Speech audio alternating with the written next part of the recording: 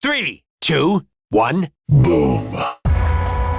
Everything that's Deadpool is in this game. Weapons and katanas, Dinosaurs, little Deadpool, Megalodon, chimichanga trucks. You go to the disco, he travels back in time, mutants, Sabretooth, Mystique. It's crazy with ninjas.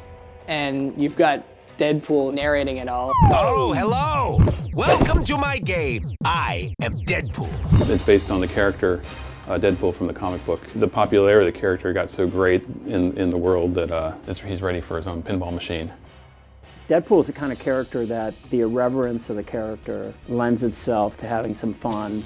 That's what I'm talking about. I love Deadpool, and historically, he's done everything. And so there's his life, his loves, his foes, the insanity inside his head. You know, that all gave us freedom to create this big mix of stuff. You know, music, visuals, the pixel art, the 80s sounds.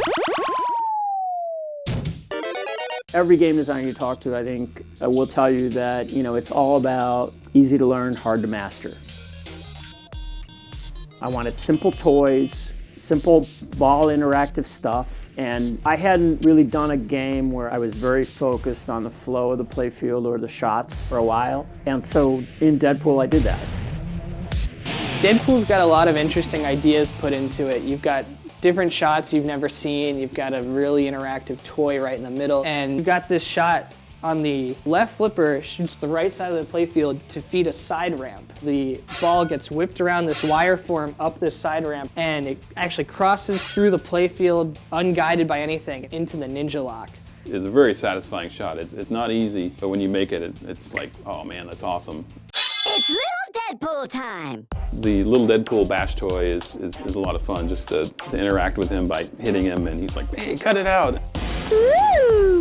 You can knock the targets down and hit little Deadpool, and then it'll lock the ball for you behind the 3-bank, and you have a hurry-up timer where you try and release it again, and then it starts a multi-ball for you.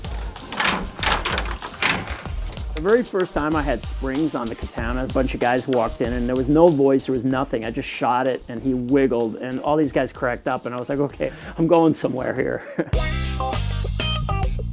Part of the feature of the Alien Premium is a lift ramp that allows you to divert the ball back to the right flipper to continue shooting these disco loops. Then you've activated this mode where Dazzler is fighting vampires and it activates the mirror ball.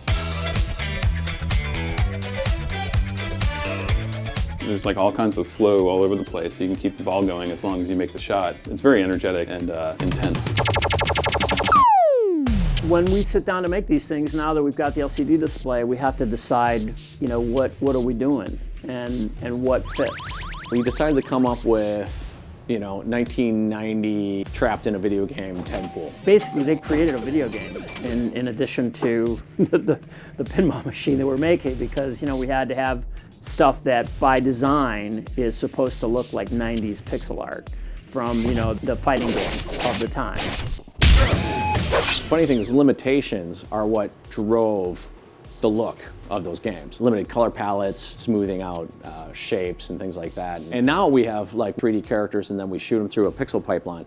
And we'll have, you know, 30 frame punches and we actually had to throw away all of it to get it down to the purest essence of what, you know, a punch is a 3-frame thing, you know, eliminated 3 out of 4 frames of animation and now you nailed it. Anytime you go into a battle or a quest in the game, you're actually going to see a video game being played that reacts completely to the way you play the game. Battle is lit at the scoop. You choose who you're going to fight against, and then they start fighting. Battle! When you make shots, Deadpool is hitting Sabretooth and he's taking his health down, and then you have this opportunity to make a final shot that's going to cash out a bunch of points. Then you make that shot, and it's a big Knockout! Deadpool wins! The fun part to me is looking at these things and thinking, what should they sound like? Every switch and every button on the playfield has to have a sound. So there are over 70 pieces of music in the game, and then over 300 sound effects, and over 3,000 speech calls. It's not that big of a deal. There's some funny sounds on Deadpool, and there's some classic pinball sounds in there too. very chunky, low bit kind of stuff, and it's mixed in also with music. There are 4 original songs that have vocals that were written specifically for the game. There's a rap song, a country song, a metal song, and an R&B song. Oh yeah. Let's talk about Deadpool, baby. I'm Deadpool, I'm a cool guy, I'm gonna make this mixtape for myself. And it's all music about me. Say my name.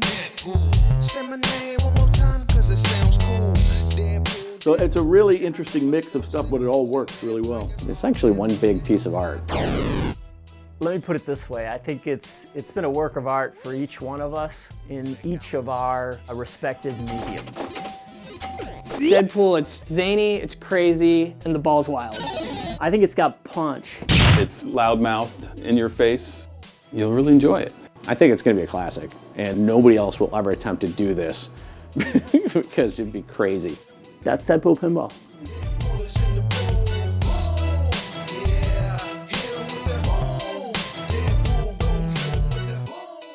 That was awesome!